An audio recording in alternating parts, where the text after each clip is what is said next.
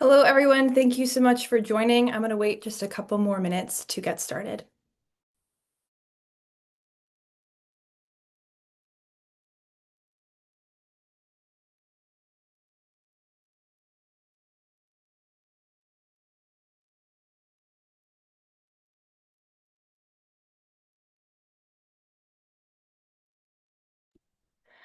Hello, everyone. Thank you for joining this rapid response webinar. I'm going to wait another minute to get started.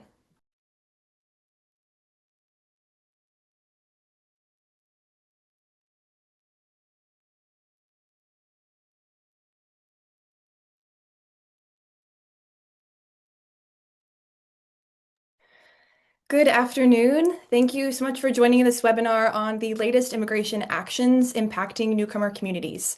This event is hosted by Welcome.us, and we are a nonprofit, non-government organization founded in 2021 to equip and empower Americans like you to participate in the work of welcoming newcomers.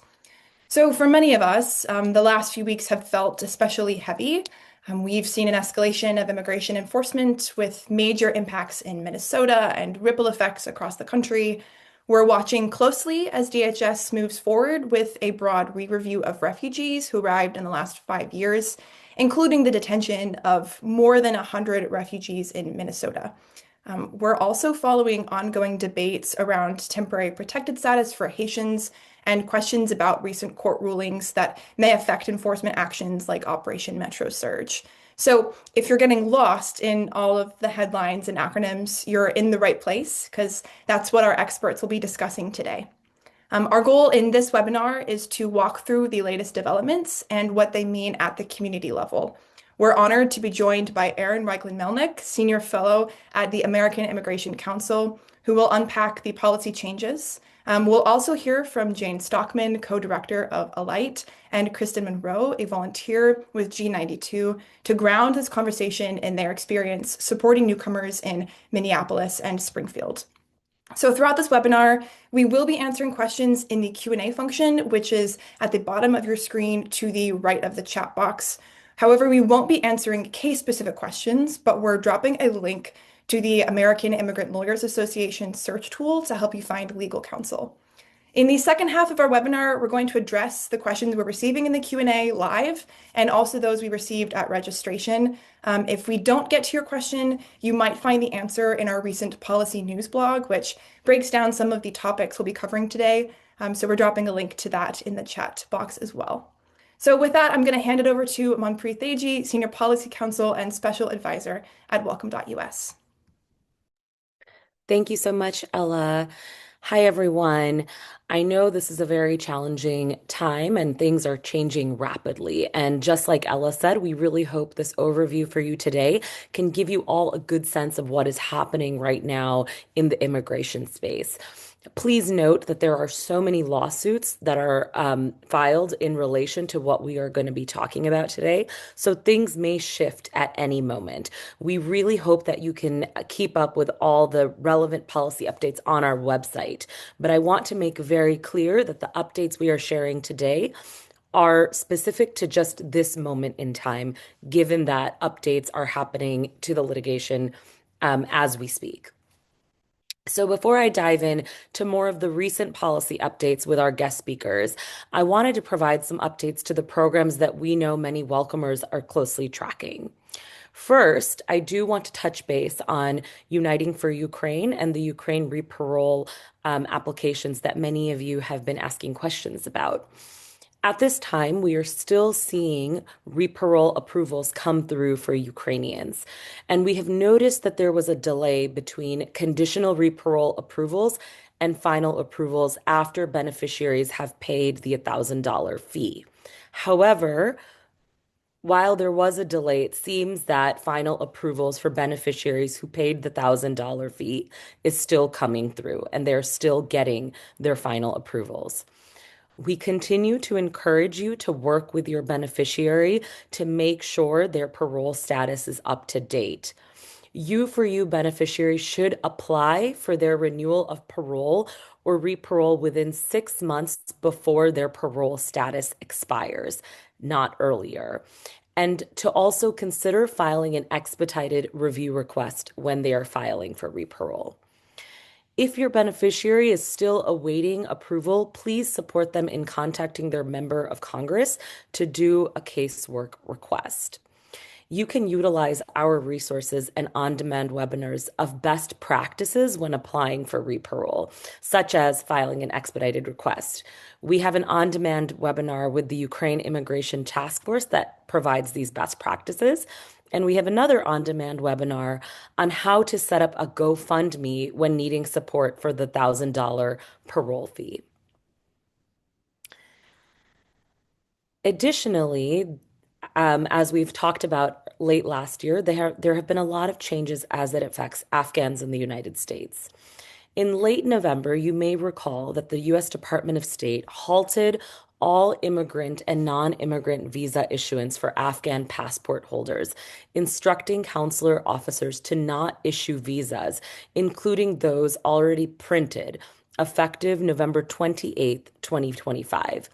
This pause applied to visas across the board, including special immigrant visas. Further, the new travel ban announced in December did not provide an exception for SIVs for Afghans. However, SIV processing remains paused for Afghans. Since Afghanistan is one of the countries listed in the June 2025 travel ban, Afghans are affected by the broader pause on immigration application processing and asylum application decisions. Afghans are also subject to re-review if they arrived in the United States or had an immigration application approved by USCIS on or after January 20th, 2021. Afghans who are eligible to apply for adjustment of status, even though we know they will not receive a decision during the pause, should still continue to apply. Please consult legal counsel when determining if you should apply for an adjustment of status. And please use the link we already dropped in the chat of how to find an immigration attorney. Now it is my pleasure to invite and welcome Aaron Reiklin Melnick, a leading expert on the U.S. immigration system and a senior fellow at the American Immigration Council. Aaron has spent years at the forefront of immigration law and policy, previously serving as the council's policy director and beginning his career representing clients in removal proceedings as an Immigrant Justice Corp fellow at the Legal Aid Society.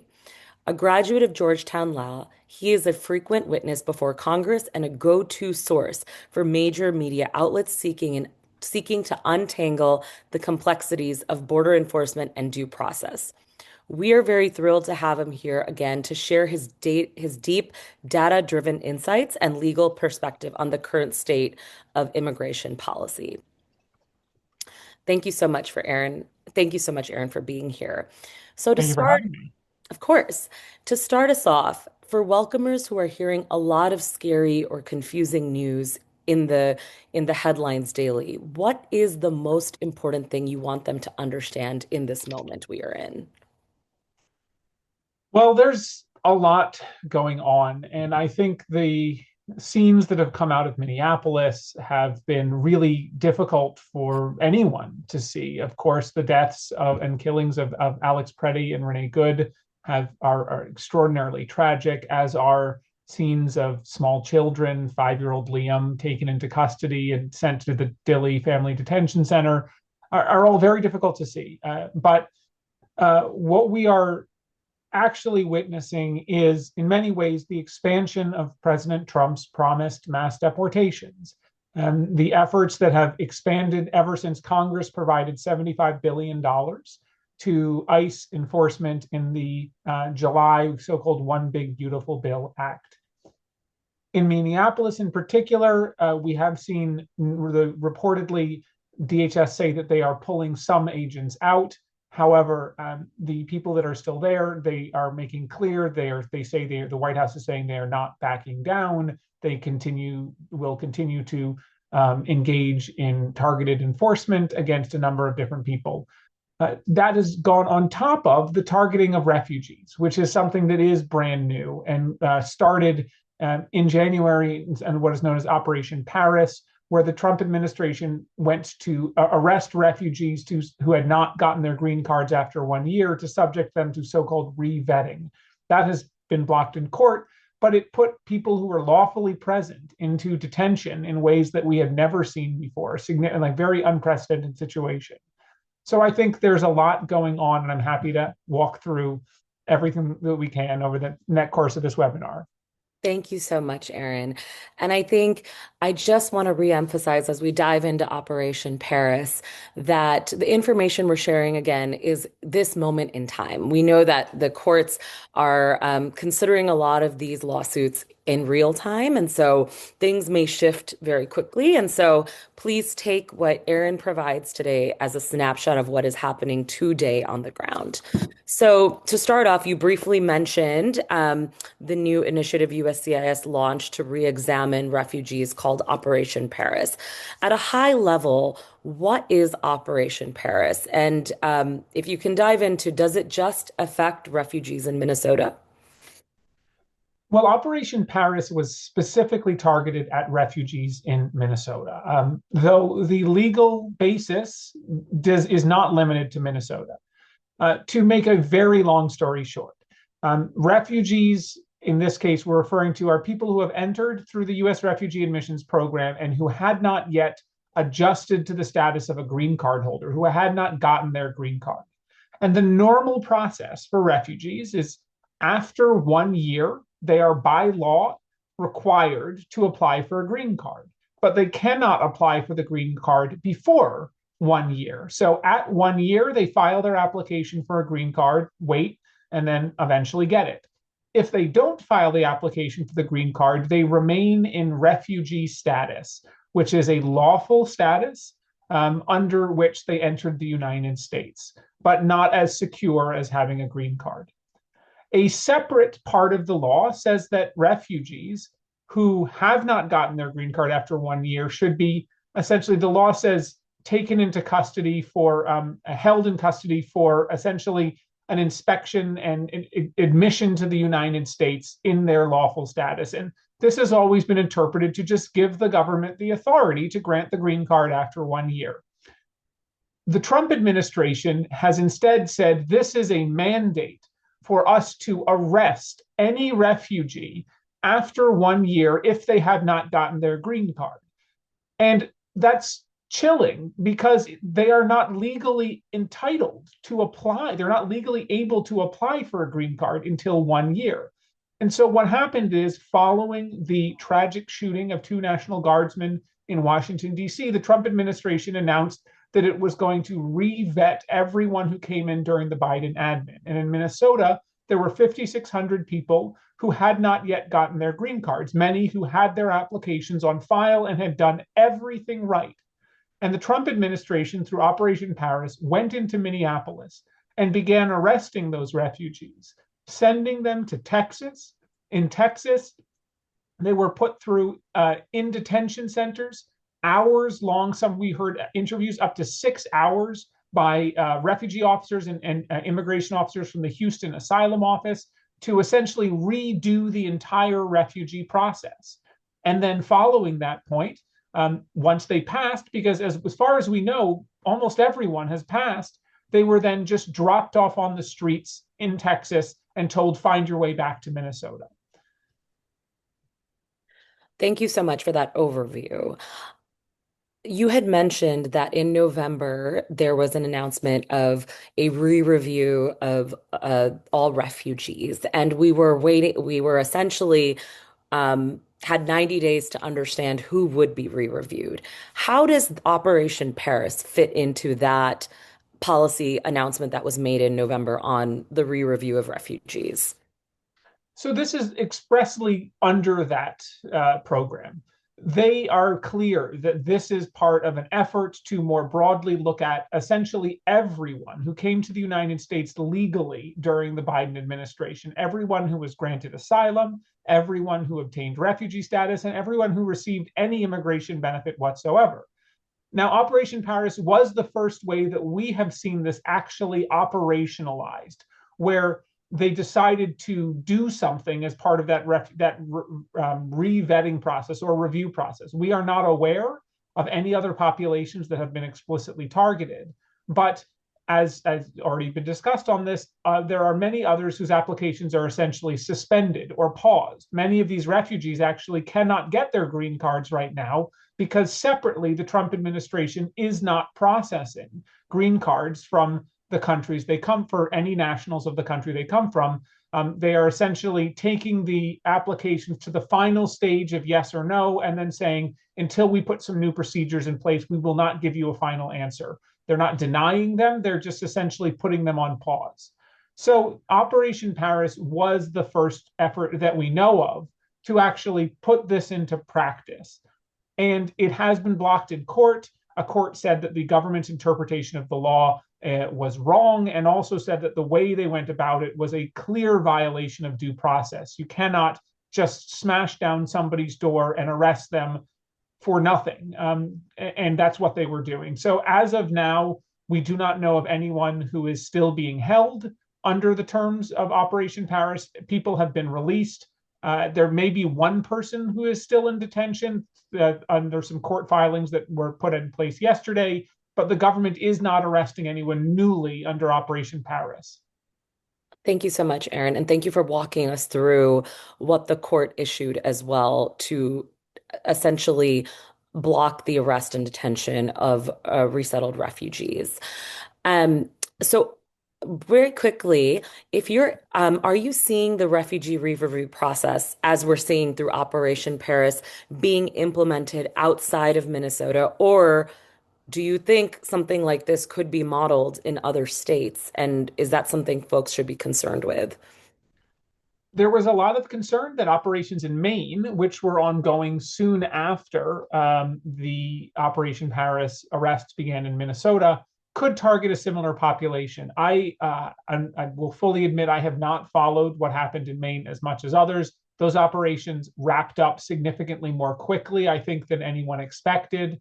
And it's possible that the administration didn't want to lose in court again on this. So, to my knowledge, there have been no other similar programs along these lines, but that's just to my knowledge. It is possible that some refugees elsewhere have been arrested on similar grounds. Thank you so much, Aaron. And I just want to tell everyone on the call, if you have sponsored a refugee or are a refugee, you can utilize the sponsorship preparedness playbook linked below in the chat that provides guidance on what to do if you are supporting a refugee who arrived in the last 5 years. We're dropping the link to this document in the chat. I also want to recognize that we are going to be sharing a lot of policy updates today. I know we've just gotten through 3 of them. At the end of this portion with Aaron, I will walk through resources that you all can provide to your beneficiary, or if you want to utilize them yourself, we'll provide resources and ways you can get involved. But shifting now to the next topic, thank you so much for walking us through Operation Paris, which specifically talked about refugees. Separately, we are also tracking Operation Metro Surge, which has taken place in Minnesota. And could you please walk us through at a high level what Operation Metro Surge really is and who it is impacting in Minnesota?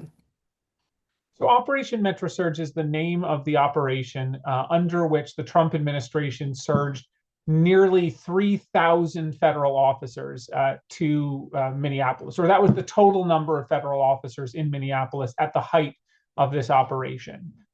The president and the White House and DHS claimed that this was to do with Minneapolis not cooperating with federal immigration officials, but it is very clear from the context that this emerged following a series of viral exposés by a right-wing influencer around fraud in the Somali community.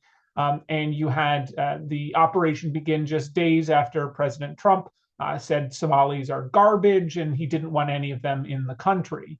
And so soon after that, the operation began. It was led by, at the time, Commander Gregory Bavino. He is a Border Patrol official who had been given authority over these large-scale immigration surges. And what happened during the operation was, of course, Hundreds and, in fact, thousands of people have been arrested, many allegations of racial profiling, unrest by citizens who came out to support their neighbors who they felt were being targeted, many of whom had no criminal record whatsoever, and really led to a very volatile situation, which ultimately resulted in the death of 2 Americans following shootings by DHS officials. The operation continues. The White House says that it will be ongoing. However, as of today, they have drawn down an additional 700 people, leaving the total number of agents in the area still around 2,000, which makes them still larger than the entire police force of Minneapolis, to give some scale of how many federal officials remain. However, Mr. Bavino has now stepped down, and he has been replaced by Tom Homan, formerly the director of ICE under President Obama, and who is the Trump administration's so-called border czar.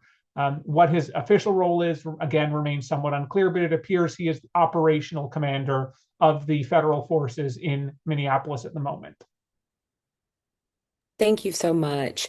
So many of us have been following the painful journey of 5-year-old Liam, who was an asylum seeker who arrived in the United States with his father, and he was picked up by ICE with his father after school as part of Operation Metro Surge.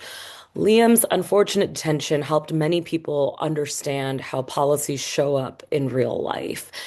And it would be helpful if you could really tell us what his case tells us about how Operation Metro Surge is playing out in the Minnesota community. And if you could help us, summarize the case of what happened with his detainment and what were they doing when they were detained and how they were released, that would be really helpful. So Liam, of course, the picture of him in his little Spider-Man hat, I think, touched everyone's heart. Even Republican Senator Katie Britt said earlier that she was affected by this image, because I think it's a sign of where we are as a country when we see families like that being taken into detention. Now, it is possible, this of course came. The government claims that he was. That the father abandoned him, ran into the house. I don't know if I trust them, but I think the crucial thing to understand is that, to my understanding, Liam's case is a person. Liam's father was in immigration court proceedings. He had not received a final order of removal.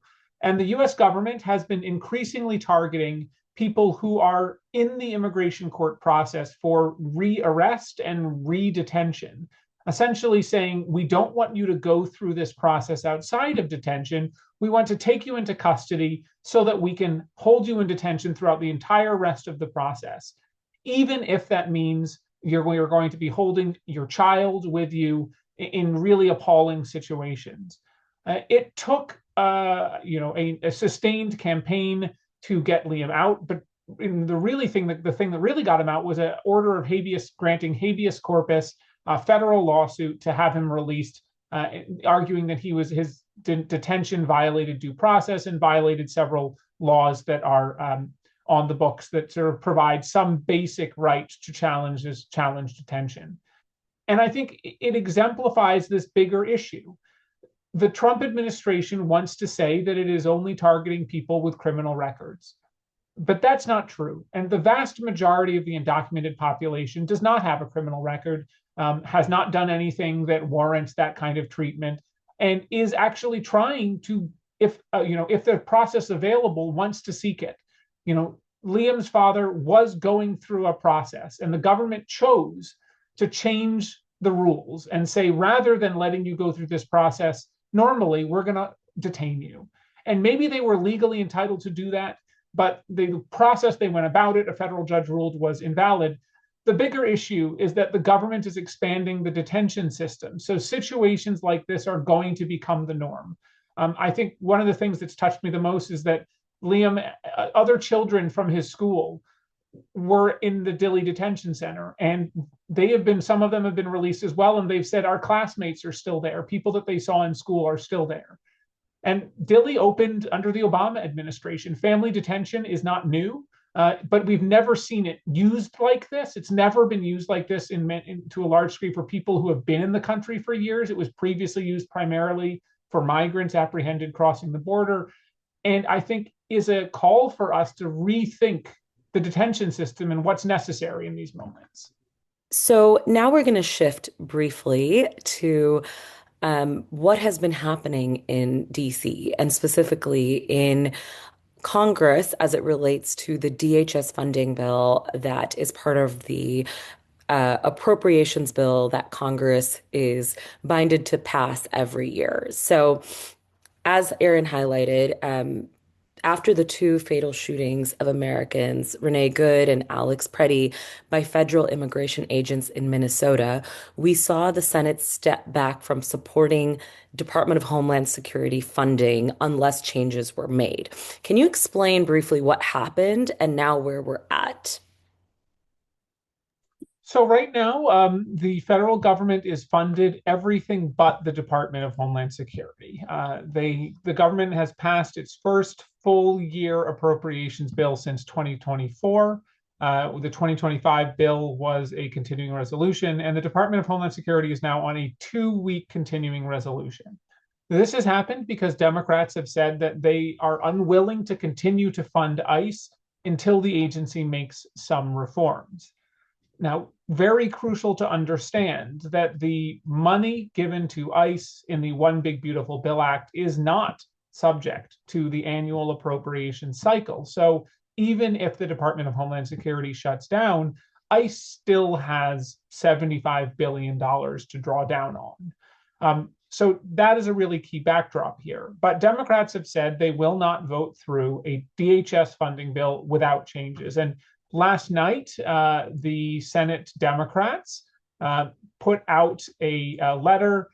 So both Leader Schumer and Leader Jeffries of the House put out a joint letter saying what they would like to see in a DHS funding bill. It includes provisions such as a requirement to engage in targeted enforcement, limiting administrative warrants that the government is using to arrest people and go into some homes, ending the practice of ICE using masks, require that DHS officers identify themselves, protecting sensitive locations so DHS officers cannot carry out immigration enforcement at schools or hospitals or courts and churches, limiting on the use of race, use of force changes, state and local coordination, more safeguards and accountability built into the system, body cameras, and more things along those lines. So there are 10 specific requests there. This has not been met with a lot of success so far. Senator Thune, who has been leading the Republican response, said that these demands are a non-starter. So right now, it's not clear whether the parties will be able to reach any kind of agreement before DHS funding runs out 2 weeks from now, or now about a week and a half left of this. And they have a long way to go before they reach agreement. And it is possible that this deadline might get punted further down the road, or that there is an ongoing shutdown at DHS. And this is really, I think, about the Democrats saying that this is a moment where, after Minneapolis, it is time for them to flex the little power they have in Washington, D.C., which is access to the filibuster and the requirement that no legislation can pass the Senate without 60 votes, and say, we're going to put our foot down and demand at least some meaningful changes to limit what ICE is doing in the interior, even though they acknowledge they can't make the big picture changes without a very different situation on the ground. Thank you, Aaron. And so to contextualize it for so many welcomers on the call today, the debates that are happening now with this DHS funding bill and the requests that the Democrats have put forward, how does that affect the presence of ICE in various communities like we're seeing in Minnesota? How does this play out in the streets and the communities that a lot of our welcomers live in? Of course, if Congress does pass some changes, it would have an impact. But as of now, the Department of Homeland Security is operating on a 2-week continuing resolution, so they're operating as normal. And crucially, even if ICE does shut down, if DHS shuts down individually, it's not expected to have really any impact on ICE operations. not only because ICE agents are considered essential workers and required to continue working, but also because they can continue to pay for operations out of the funding provided in the One Big Beautiful Bill Act. And most importantly, is this a good time for individuals who have any concerns about provisions that could be agreed to contact their senator or their member of Congress? 100%. Thanks for setting that up because this is a very critical moment right now. This is, I would say, a moment where Democrats feel that they have to get something, and there is a real possibility of at least some reforms. I don't think anyone thinks that this is going to lead to major changes. Again, Democrats do not control the Senate, they do not control the House, they do not control the presidency. But they do have this lever of power, and they want to ensure that at least some changes are made. So I think this is a time to push. They also feel, again, the American public, when looking at what's happened, are very unhappy what's going on. About a new Pew Marist poll this morning came out saying about 2 in 3 Americans feel that ICE has gone too far. And so they are trying, it's very clear legislative pressure to rein in ICE at least somewhat. Even the White House is for once sounding somewhat conciliatory. And I think this is the moment to talk to your member of Congress and say, I would like some actual progress to be made. Thank you, Erin. Thank you. And thank you for walking us through a confusing process on the Hill and how the appropriations process really plays out. So, shifting gears, again, one more time, we are now going to shift to TPS for Haiti. So we have many welcomers in our community that have supported Haitians through the parole processes for Cubans, Haitians, Venezuelans, and Nicaraguans. And now they have temporary protected status for Haiti. What is the current status of TPS for Haitians? As of today, TPS for Haitians has been temporarily extended thanks to a court order on Monday that has blocked the Trump administration from ending TPS as they had planned. Excellent. And so what can we expect from the courts moving forward in regard to this TPS designation? Are we expecting an appeal coming from the administration? Yeah, absolutely. The government has already said that they plan to appeal this all the way up to the Supreme Court if necessary. And critically, the Supreme Court has already twice let the government go ahead with terminating TPS. Now, I really do want to clarify that was specific to Venezuelan TPS. There were very specific issues surrounding the termination of Venezuelan TPS that are not present in this case. And so it is possible that the Supreme Court reaches a different result, but I also don't want to get hopes up too much. Again, they have twice now blessed the Trump administration's decision to strip the status, and for an even larger group of people, about 600,000 people lost TPS from Venezuela. Thank you so much, Erin. And so just to re-clarify, if someone has TPS for Haiti at this time, they are allowed to work and live in the United States as it currently stands. That's right. Any Haitian who has TPS as of this moment, when we are talking, it's February 5th at 3:43 p.m. Any Haitian who has TPS is still in valid status. They are legally authorized to work. They maintain all of the same protections that they had last week. Great. Thank you so much, Erin. And now we're going to transition to Kristen Monroe. She is a volunteer with G92, a faith-based initiative working predominantly in Springfield, Ohio, to serve newcomer communities, particularly Haitians. She's here to speak about the realities that Haitian newcomers are facing due to the uncertainty of TPS. And we're so happy that Kristen can join us. As many of you may know, there is a large Haitian population in Springfield, Ohio. And so the fact that we can have Kristen join us today, we're greatly, greatly appreciative. So handing it off to you, Kristen. Thank you so much for having me. Can you hear me okay?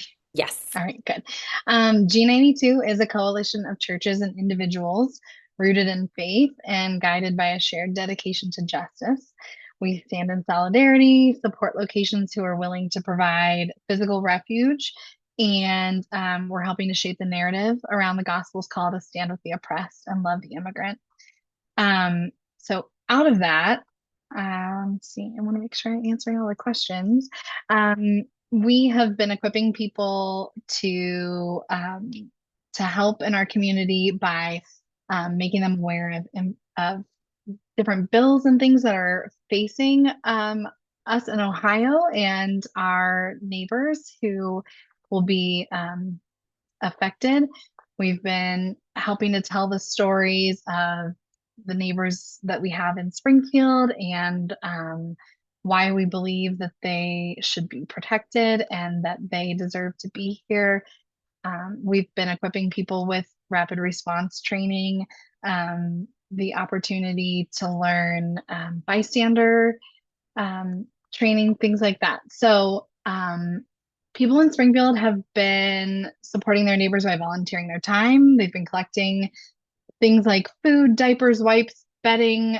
They've been organizing structured, accountable teams for things like rapid response when it's needed, for food delivery for our neighbors. They have been resourcing churches that plan to offer sanctuary for anyone who is interested in coming into sanctuary, should it be needed. They've been, we have, let's see, our partners, Springfield Neighbors United, have been arranging accompaniment for immigration court proceedings. They've been hosting candlelight vigils, meeting regularly with city leaders to keep an open dialogue on how we can keep our community members safe if ICE comes here and we face something similar to what Minneapolis has been going through. And I would say one thing that's been really encouraging through all of that is that I like to say a rising tide lifts all ships. People have been really wanting to make sure through all of our efforts that when we have an abundance of any resources, we're making sure that all of our partner organizations are benefiting from that as well. So places like St. Vincent de Paul that are offering food and rent assistance and helping people to secure passports for their children. We're ensuring that they're taken care of as well, that the Haitian Support Center is, receiving donations. And we have a warming shelter here in Springfield that is often in need of support and donations. So we're making sure that people are going there as well. Let's see, early in January, we had planned to have a rapid response training. Just knowing that TPS was coming to an end, we wanted to be sure that people in our community were prepared. So we had about 18 people registered for that.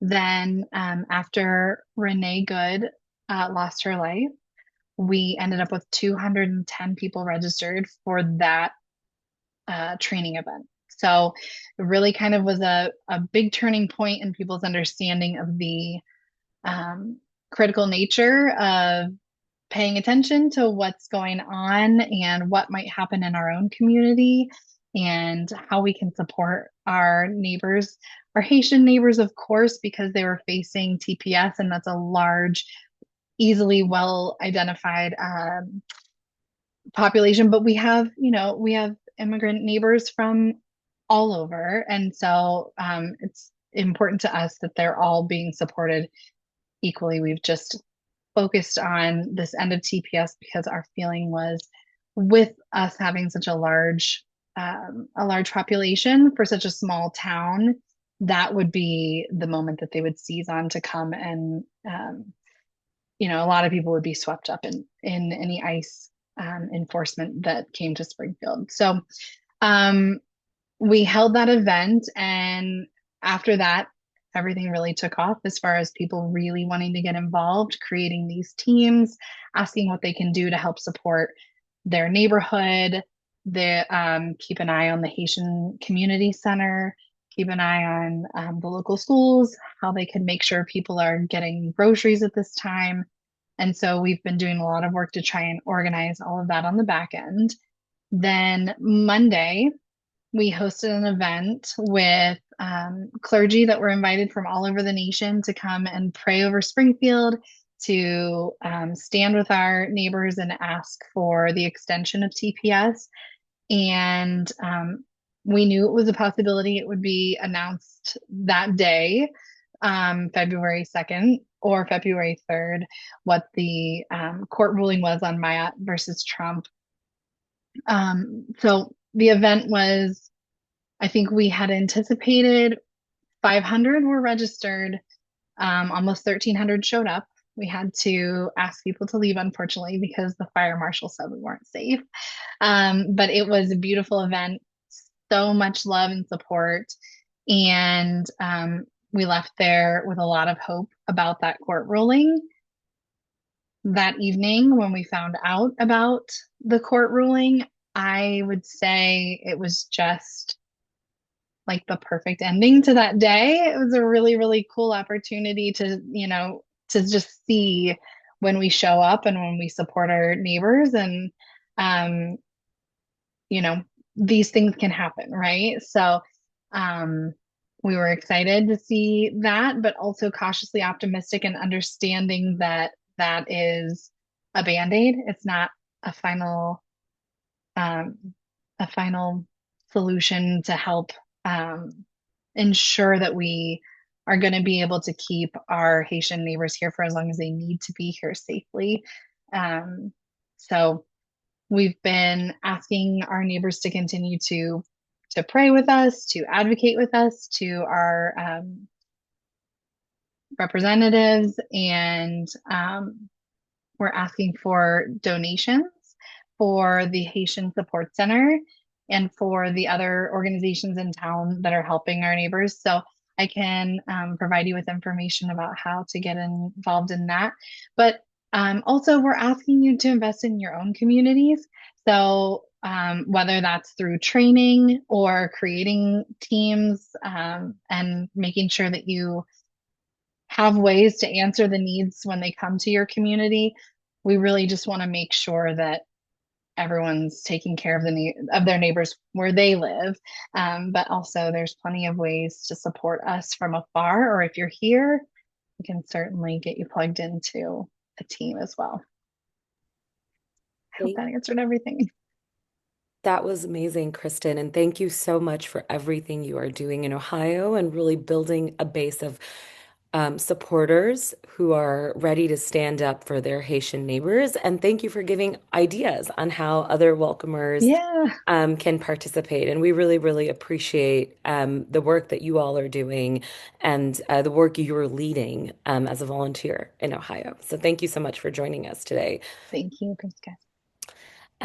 Now we are going to briefly turn back again to Erin as we talk about a different issue related to immigrant visas. And so just last month, the Department of State issued a pause on immigrant visa processing from 75 countries. And the 75 countries are listed on the slide below, so I won't have Erin read them out.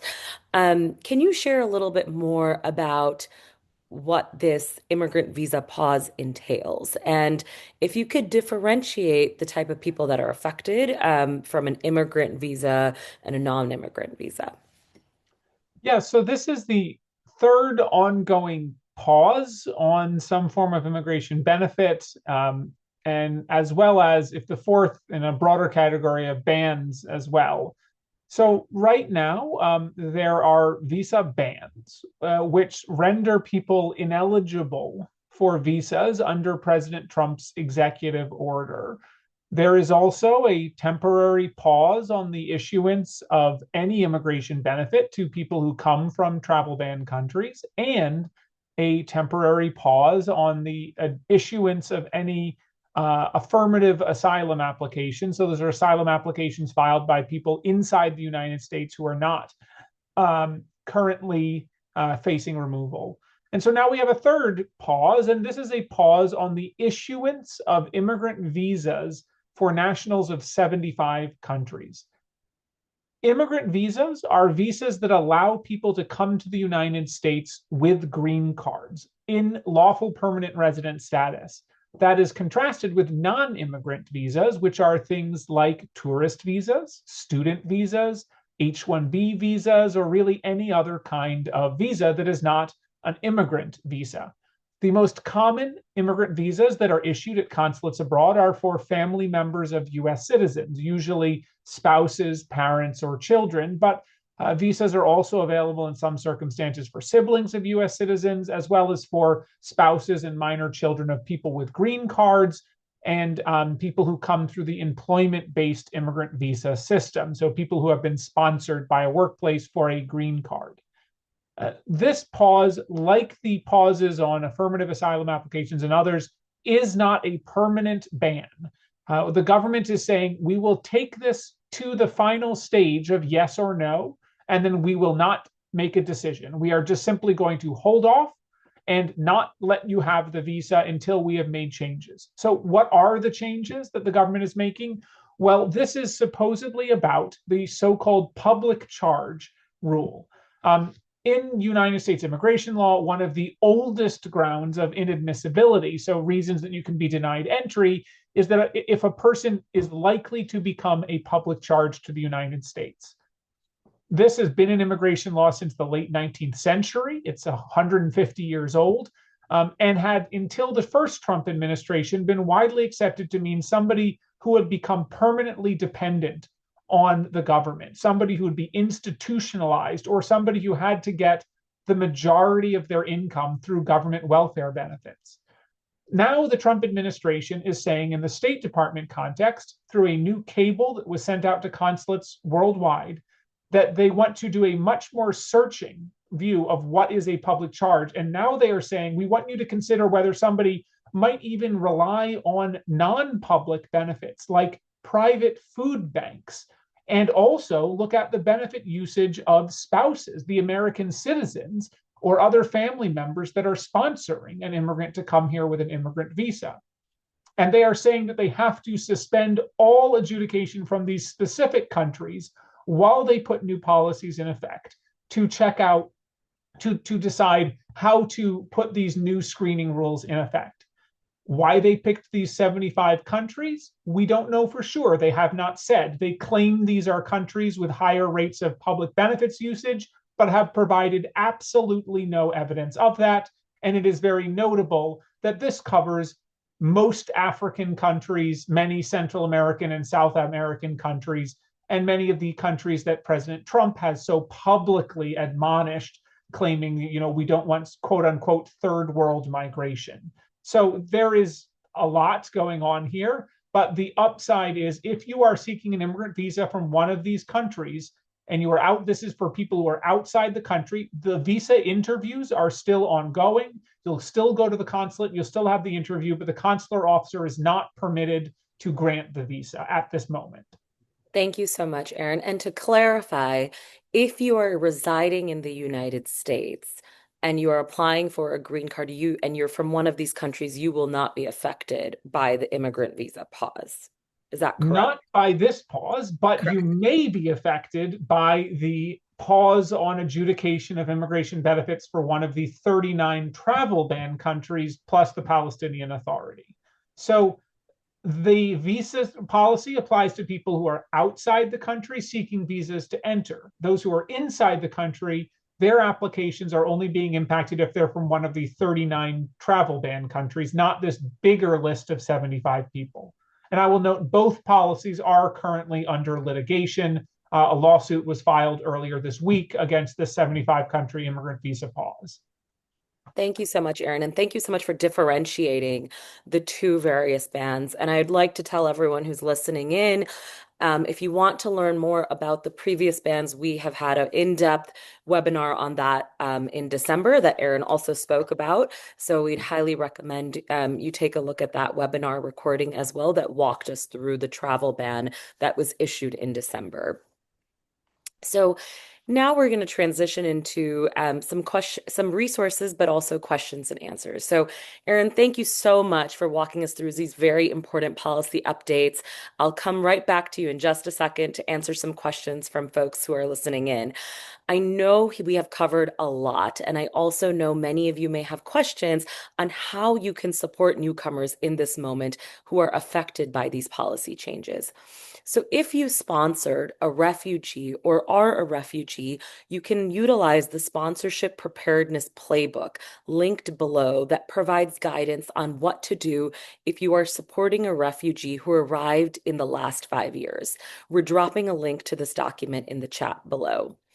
In addition, the International Refugee Assistance Project, or IRAP, also created helpful tools as refugees navigate the re-vetting process. Please consult the resources we're about to drop in the chat if you or your refugee beneficiary has questions on the refugee re-vetting and detention process. Now, if you sponsored a newcomer through a parole program, such as Uniting for Ukraine for the parole processes for CHNV, and they are now at risk of losing status, we recommend consulting our considerations document and guidance from your legal and also seek guidance from your legal counsel on the best options when your beneficiary's parole status has expired or if they are awaiting reparole. We're dropping the link to this document in the chat as well. Now, if you're a welcomer or a newcomer, including a TPS recipient, a parolee, or even an asylum seeker, or you are assisting someone who is an asylum seeker, or your neighbor is an asylum seeker, or someone in your community is a newcomer that is fearful of the recent immigration changes, please know that there are resources to familiarize yourself with your rights. So we are going to be dropping into the chat below, know your rights material so that you can know what to do if you have an encounter with ICE, if you are worried about ICE coming into your neighborhoods, or if you just want to be prepared in case ICE may be showing up in your local communities in any near future time as it's being reported in the news. Finally, like Aaron shared earlier when we were talking about the DHS funding bill, you can always contact your representative for specific casework about your beneficiary's case or to voice if you have any concerns with the policy issue areas we discussed today. You can utilize our Contact Your Rep guide that we are dropping into the chat on learning how to contact your rep and using your voice to share any concerns you may have with any of the policies we discussed today. Just as a reminder, you are always allowed to contact your rep, whether it's on any issue that you have concerns with. So if you have any concerns with any of the policy updates we shared today, whether it's TPS for Haiti or the DHS funding bill, Operation PARRIS, Operation Metro Surge, you can contact your representative by calling them or emailing them to share your concerns. You also may be wondering how to help if you don't know someone who is affected. Many refugees and newcomers who have relied on supplementary food programs are no longer eligible for government assistance. You can also choose to donate food or volunteer at a local food bank. ESL is another service that was federally funded and now it's cut, but there are many volunteer-driven organizations and programs at your local libraries or places of worship that you can help volunteer at. We are going to share a link in the chat just right now for a search tool on how to find ESL volunteer opportunities in your zip code. You can also search your local Facebook groups and Nextdoor applications for priority needs, which may include delivering food or other needed items if immigrants and newcomers in your community do not feel safe leaving their homes. And finally, you can always reach out to your local immigration organizations in your community to see if there are opportunities to volunteer or support those who may be detained in your area. Thank you so much again, Aaron, for your policy updates. I am now going to be transitioning back to Ella so that we can answer some questions coming through the chat. Thank you so much, Manpreet. And there was a lot of resources that were just shared. So if any of those were of interest to you, I encourage you to open up the chat, click on them, make sure they're open as a tab for you. We will also be sharing some of the major resources in our follow-up email, as well as a recording of this webinar tomorrow. So make sure to open your email for that. So we've gotten a lot of questions in the chat. I know that it's 4 p.m. So if you need to hop off, that's totally all right. But we're going to be addressing some of the questions from registration and from our live Q&A function as well, just to make sure that we're addressing your needs as we see them. So first up, this one is for Erin. Are there any lawsuits regarding the indefinite pause on green cards for refugees? Yes, there's at least one lawsuit that's seeking to overturn that more general policy. And I will note the indefinite pause on green cards for refugees is not limited only to refugees. That's the general 39 country pause that is impacting the countries that most refugees come from. So there are, I suppose, some people who are refugees who come from other countries that are not in those 39 that would not be impacted, but that is a small population. Okay, thank you. Do you have any sense of the timeline of those? No, I've learned long ago, never predict how long a court case is going to take. Amen to that.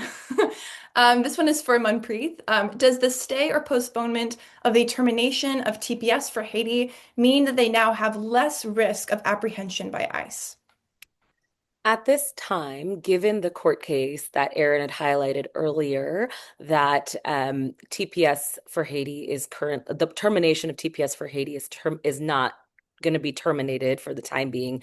Yes, TPS recipients from Haiti retain the right to live and work in the United States while their TPS status is valid. Okay, thank you so much for that. Also, this one is also for you, Manpreet. What is the latest guidance for refugees who receive a call or an order to appear in court? And what kind of documents do they bring? Should they respond?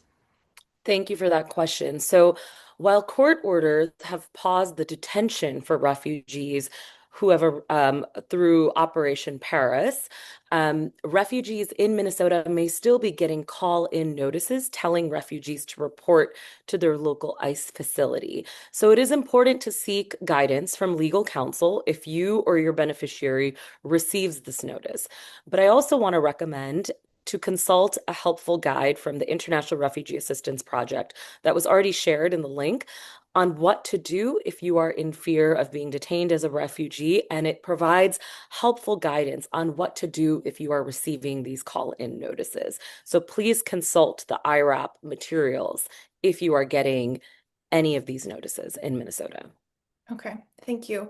Manpreet, how can a family, such as someone who's just in their neighborhood and they know someone else, how can the family with temporary protected status, get a green card? Is that possible? Is that the right pathway? And is there a pathway to citizenship? Thank you for that question. It's important to note every immigration case and every person who is seeking another status, it's a unique case. And we can't really advise on if someone is eligible for a green card or not. But what is most important is if someone in your neighborhood or you know someone who has TPS status and you want to help them in securing some sort of pathway, or at least learn what their options are for securing a green card or citizenship, it's best to help them secure legal counsel. So to find an attorney to determine if they to see what they're eligible for and to really see if they have a pathway to potentially getting a green card or citizenship. But the first step is really sitting down with an attorney and really determining what options you have. Yeah. We received this question in registration. What about the State Department's Welcome Corps program, where a group of 5 Americans could sponsor and welcome a refugee? What is the latest update there? Yes, unfortunately, in February 2025, so February of last year, the Welcome Corps program is suspended. And so we unfortunately do not know the future of other community sponsorship programs as it relates to refugees, but the Welcome Corps program is suspended. Okay, thank you. And thank you so much, Erin, for joining us. We so appreciate you being with us today. Thank you for having me. I do have to drop now, unfortunately. You have many things to do, so we appreciate you spending the time with us. Thank you so much, Erin. Manpreet, I'm going to keep asking you questions if that's all right. Absolutely. What is the best way to position yourself physically, mentally, if there is immigration enforcement happening near you? The best way to position yourself is really familiarizing yourself with the Know Your Rights material. And so I know we dropped a few of them in the link in the chat today, making sure that you're familiar with what to do if ICE shows up to your door, if ICE shows up to your children's schools, if ICE shows up in your neighborhoods.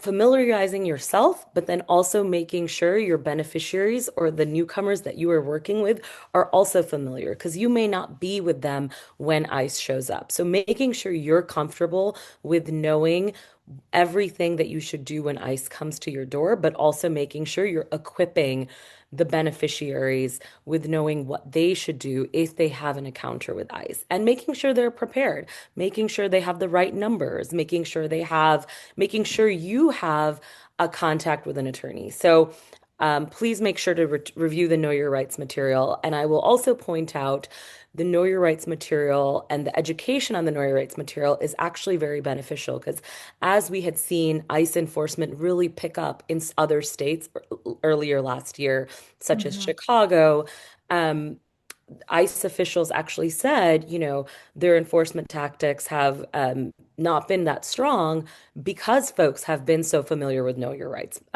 background. Yeah, thank you. And can you clarify really quickly? We just got a question here. Was the Welcome Corps suspended or was it terminated last year?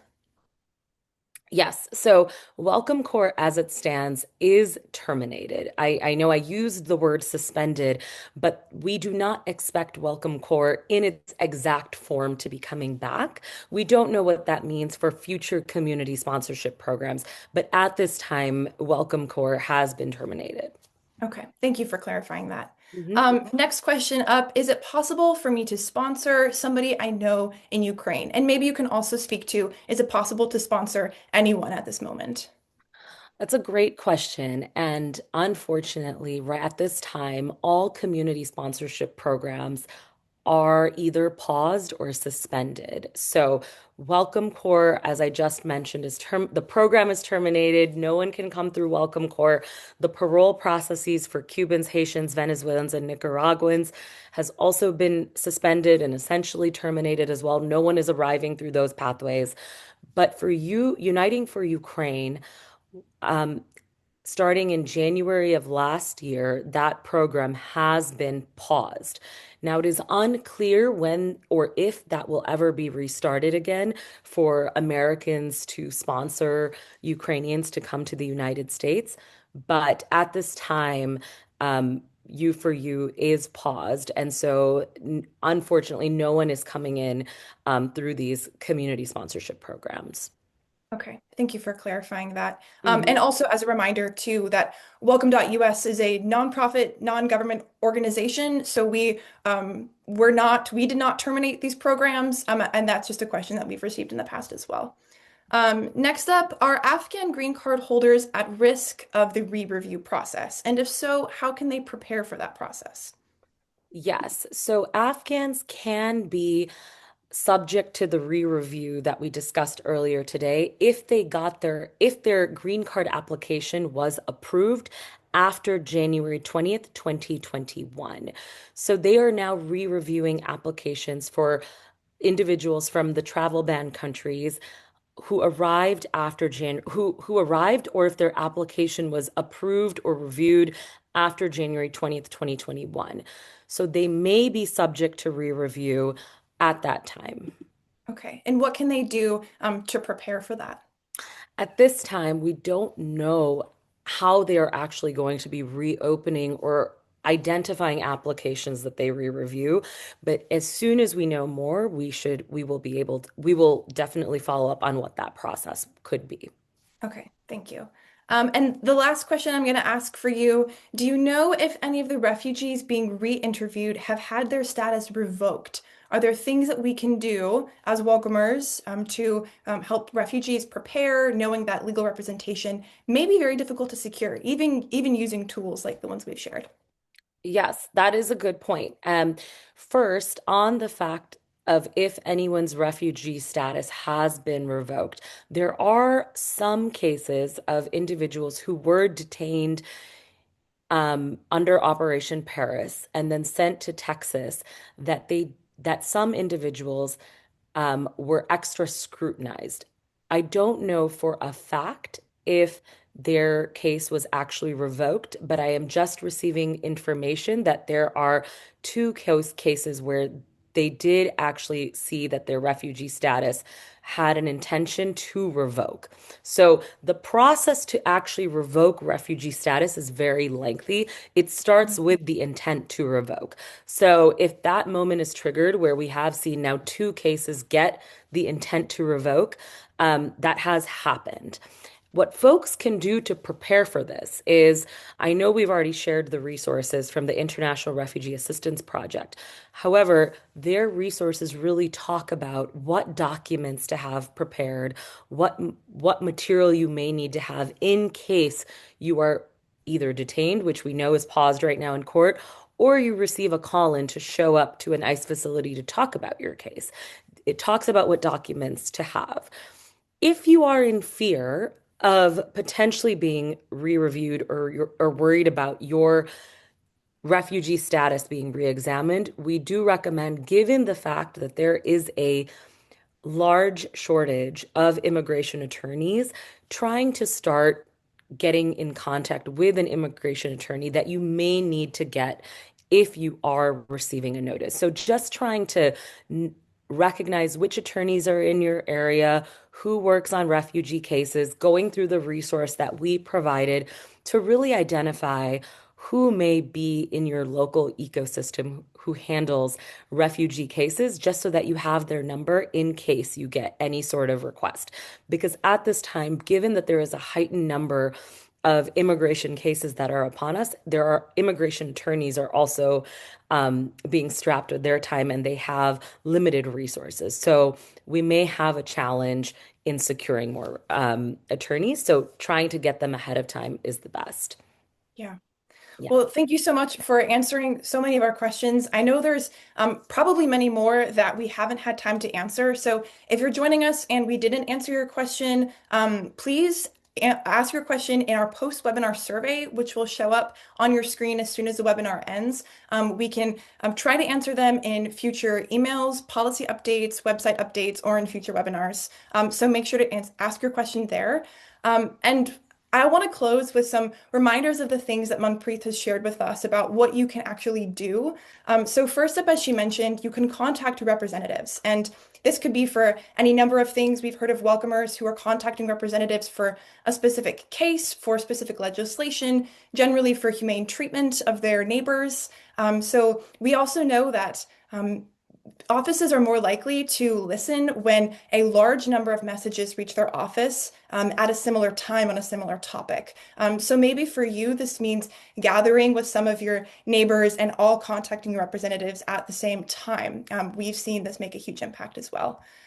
You can also sit down with your newcomer neighbors and read through Know Your Rights materials. Some of the resources that we've dropped in our chat offer videos for family preparedness plans. But as Manpreet shared, understanding your rights, no matter your legal status, your pathway, is incredibly crucial at this time. And finally, please do search for volunteer opportunities in your area, ESL mentoring, working with your newcomer neighbors to find food in food banks. Or just being a friend, cooking a meal for them can do amazing things in this time when it can be particularly scary. So we hope this webinar was useful for you. We do encourage you to leave your feedback in our post-webinar survey. If you didn't receive an answer to your question, you might also find an answer in our policy blog, which broke down a lot of the topics that we discussed today. So thank you again for joining us. I know we were over time, but I hope that we were able to answer most of your questions. So with that, have a great rest of your afternoon, and I hope to see you next time.